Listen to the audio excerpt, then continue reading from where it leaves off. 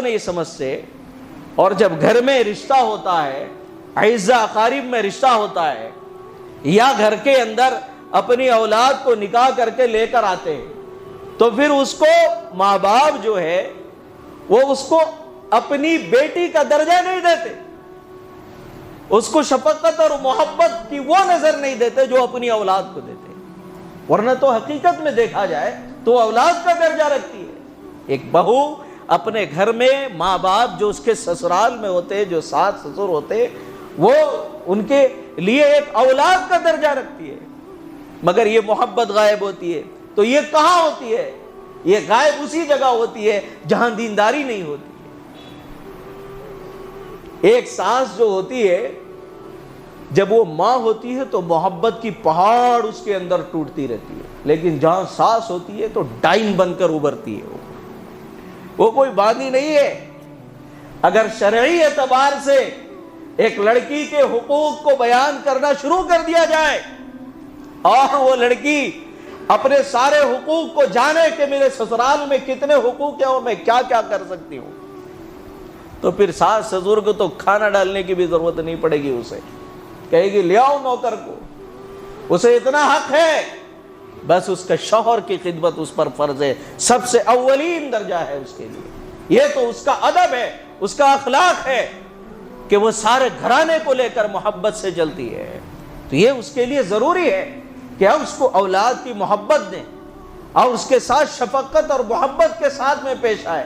ایسے ہی جب کوئی لڑکا داماد بنتا ہے تو سسر پر بھی اس کا حق ہے، سسر پر بھی اس کا حق ہے کہ وہ جیسے جب لڑکا ہوتا ہے تو سارے شفقت کا وہ گویا اپنے آپ کو مستحق سمجھتا ہے، ایسے ہی شفقت اور محبت اپنے جیسے بیٹوں کے ساتھ کرتا ہے تو ایسے ہی داماد کے ساتھ کرے، تب جا کر اس کو باپ کا پیار یہ دے سکتا ہے، باپ کی عزت اور ریسپیکٹ دے سکتا ہے۔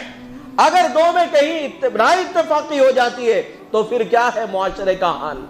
ایک دوسرے کے سپورٹ میں لگ جاتے ہیں، کوئی جوڑنے کے چکر میں نہیں آتا۔ بیٹی کے سپورٹ میں اس کے گھر والے، لڑکے کے سپورٹ میں اس کے گھر والے، وہ اس کو ماں کی گالی، یہ اس کو ماں کی گالی، رشتے اور خاندان ٹوٹتے ہیں، طلاق اور خلا کی نوبت آتی ہے، اولادوں کی زندگیاں جہنم بناتے ہیں۔ ایک واقعہ یاد آیا، حضور نبی اکرم صلی اللہ علیہ وسلم ایک مرتبہ فاطمہ کے گھر جاتے ہیں اور یہ کیا کہتے ہیں، یہ ساس ہوتی ہے، سسر ہوتے ہیں، تو یہ بہو سے کیا کہیں گے؟ اپنے ماں باپ کو دیکھتی ہے نا، وہی ساس دیکھ یہاں پر، ان کی محبت تیرے دل میں ہے، ادھر کیا محبت کا جنازہ نکال کے آئی ہے، ایسا بولتے ہیں۔ اور ادھر سسر بولتا ہے میں تمہارے باپ کا درجہ رکھتا ہوں، اتنا ہی میری بات کو عزت دینا جتنا تیرے باپ کی بات کو عزت دیتا ہے۔ وہ نالائق، تجھے حق ہی نہیں ہے بولنے کا، تجھے حق ہی نہیں ہے۔ اگر یہ عزت اور احترام ڈھونڈتا ہے تو سب سے پہلے شفقت اور پیار دیکھ، اور دیکھ کہ زندگی بنتی کیسے ہے تیری اولاد کی۔ ایسے ظالم ہوتے ہیں ماں باپ کہ کہیں میاں بیوی کے آپس میں جھگڑے ہوں اور وہ ساری غلطیوں کو اپنی اولاد میں دیکھنے کے باوجود وہ اس میں خرابیاں ڈھونڈتی ہے اور یہ اس میں خرابیاں ڈھونڈتے ہیں۔ حضرت علی رضی اللہ، حضرت فاطمہ رضی اللہ تعالی عنہا کے گھر حضور ایک مرتبہ تشریف لے گئے صلی اللہ علیہ وسلم۔ دیکھا فاطمہ بیٹھی ہے اور چہرہ اداس ہے، کہا بیٹا کیا ہو گیا؟ کہا لڑائی ہو گئی آج علی سے میری۔ کہا کہ اچھا علی کہاں ہے؟ کہا مسجد میں ہے، باہر ہے حضرت علی۔ تو مسجد میں گئے، دیکھا حضرت علی لیٹے ہوئے ہیں زمین پر۔ کہا یا ابا تراب، یہاں ٹائٹل ملا ہے حضرت علی کو سب سے پہلے۔ حضرت علی کہتے ہیں کہ میرے نبی کا یہ ٹائٹل جو مجھے دیا میرے نبی نے، مجھے یہ ٹائٹل اتنا پسند ہے کہ ساری کائنات کی دولت مجھے مل جائے، مجھے اتنی پسند نہیں ہے جتنا یہ ٹائٹل مجھے پسند ہے۔ وجہ کیا تھی کہ اس میں محبت نظر آ رہی تھی میرے سسر کی، اس میں محبت نظر آ رہی تھی۔ حضور کتنی محبت کرتے تھے حضرت فاطمہ سے، کتنی محبت، کھڑے ہو جاتے جب فاطمہ آتی بیٹی کو دیکھ کر ادب سے کھڑے ہو جاتے۔ تب دیکھو یہاں حضور کا کردار کیا ہے، چاہتے تو حضور حضرت علی کو ڈانٹ سکتے تھے، چاہتے تو بیٹی کا سپورٹ لے سکتے تھے، لیکن کائنات کے سب سے عادل ہے، میرے اور آپ کے نبی کملی والے صلی اللہ تعالی علیہ وسلم کچھ نہیں کہا، علی سے پیار سے کہا یا ابو تراب اٹھ، چلو آؤ میرے ساتھ ہے، آ کر لیٹ گئے. ایک طرف حضرت علی کا ہاتھ لیا، اپنے ناف کے اوپر رکھا، ادھر سے فاطمہ کو ایک طرف لٹایا، علی کے اوپر اپنا اس کا ہاتھ رکھا حضرت فاطمہ کا، اور پھر بیٹی کے ہاتھ کے اوپر اپنا ہاتھ رکھا. کہا کہ تم دونوں سب سے پہلے مجھ سے کہو کہ تمہارے درمیان صلح ہو گئی، آج میرے سامنے بیٹھ کر وعدہ کرو. دونوں نے کہا کہ صلح ہو گئی.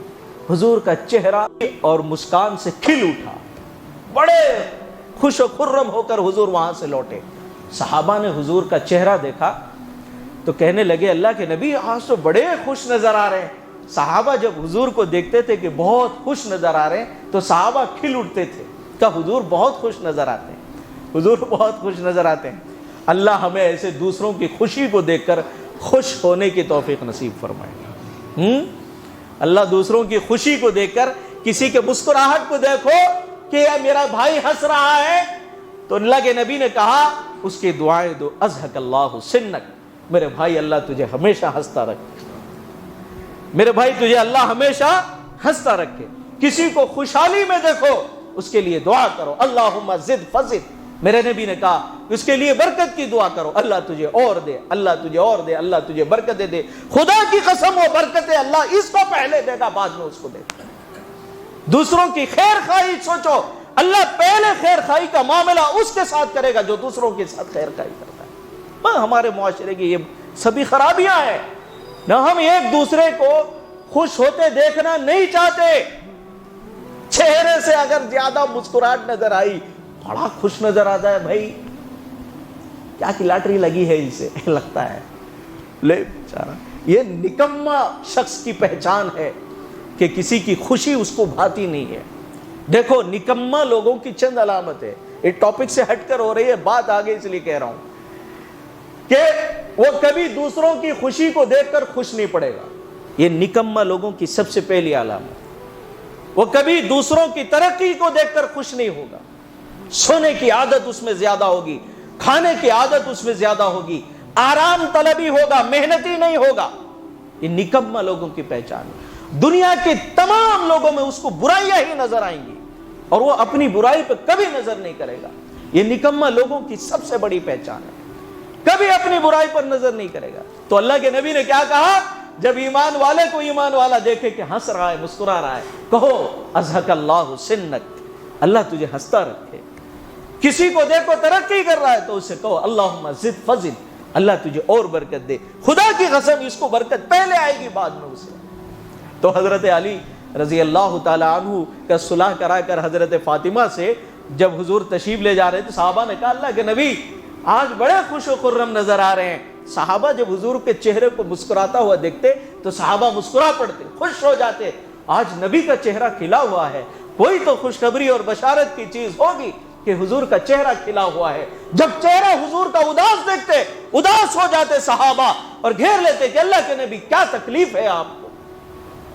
ایمان والو، جب آج ہم میں یہ صفت آ جائے گی، معاشرے کے اندر سے بدحالیاں ختم ہو جائیں گی، نفرتیں ختم ہو جائیں گی، برائیاں ختم ہو جائیں گی، اچھائیاں آئیں گی، اچھائیاں آئیں گی، برکتیں ہی برکتیں آئیں گی.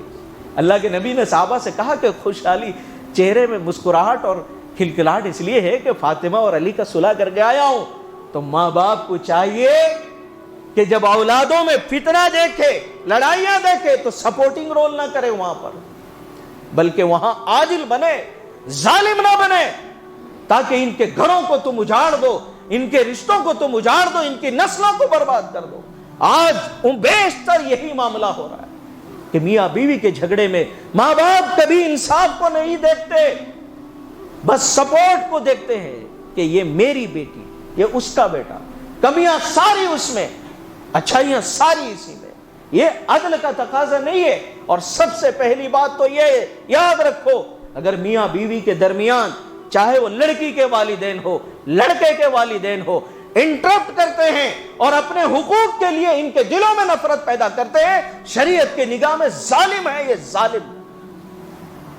اور جب شوہر دیکھے ماں باپ ایسی شکایتیں بیوی کے حق میں کر رہے ہیں کہ جو حقیقت میں وہ چیزیں اس کے رشتے کو خراب کر دی، تو وہاں پر تھوڑا سے ان کے حقوق کو ان کو برا بھلا نہ کہے بلکہ ان سے درکنار ہو جائے، درکنار ہو۔ اسی طرح سسرال پہ نظر رکھے کہ اگر بیوی کے طرف سے اس کے والدین بیوی کے مزاج کو خراب کر رہے ہیں جس سے ان کے آپس کی زندگیاں برباد ہو رہی ہے، ایسے سسرال کو بھی اگنور کرے، اپنی زندگی کو اچھا کرے اور اپنی زندگی کو بہترین بنانے کی کوشش کرے گا، تبھی نسلیں اچھی ہوں گی۔ حضور کی حدیث کو دیکھو، حضرت فاطمہ کی زندگی کو دیکھو، حضرت علی کی زندگی کو دیکھو۔ جب ہم نے دین نہیں پڑھا، ہم نے دین نہیں سیکھا، صرف سنت چھوڑ کر جبے لگا کر کے ہم نے اپنی نسلوں کو برباد تو کر سکتے ہیں، آباد نہیں کر سکتے۔ اسی لیے عادل بن جائیں، غلطیاں کسی میں دیکھیں، ماں باپ اپنے لڑکے میں دیکھتے ہیں تو ڈانٹیں، اس کی تربیت کریں، یہ صحیح عادل اور انصاف پسند والدین کا حق ہے۔ اللہ ہمیں ہمارے معاشرے کو دیندار بنائے، نسلوں کو دیندار بنائے۔ اللہ سنت و شریعت کے مطابق ہمیں نکاح کرنے کی توفیق نصیب فرمائے۔